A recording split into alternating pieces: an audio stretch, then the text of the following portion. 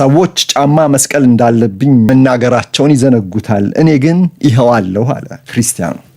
የውጭው ጫጫታ ሁል ጊዜ እንዲህ ነው፣ ልንቆጣጠረው አንችልም። ጉዟችንን ቀጥለናል፣ ተባብረናል አለ። ዋናው ነገር ስራችንንና ያሳየነው በራስ መተማመን ነው። ቡድኑ በእውነት በጥሩ ብቃት ተጫውቷል፣ ብዙም ተሻሽሏል። እንደሚባለውም ከእያንዳንዱ መከራ ጀርባ መልካም ነገር ይከተላል። የኔ ዓላማ ግን ሁልጊዜም ብሔራዊ ቡድኑን መርዳት ነው አለ ክርስቲያኑ። በ6 የዓለም ዋንጫዎች ላይ ጎሎችን ያስቆጠረ ብቸኛው ተጫዋች ተብሎ በጊነስ ቡክ ኦፍ ሪከርድስ ላይ ተመዝግቧል።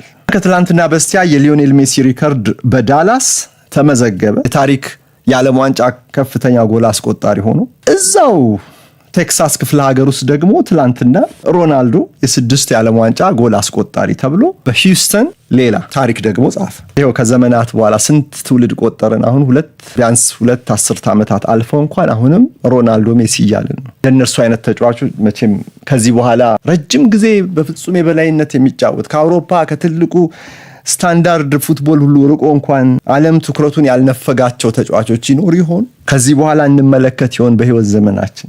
እና ግን አሁን ሜሲ 2 ዓመት ጨምሮ በሮናልዶ እድሜ ላይ ሆኖ እንደ ዓለም ዋንጫ ላይ እንደዚህ ሲጫወታሉ በጣም ያጠራጥረኛል። ግን እንደ ሮናልዶ አይነት እልህኛ ይሄ የማይታክት ተነሳሽነት ያለው ተጫዋች ለግምት አይመችም።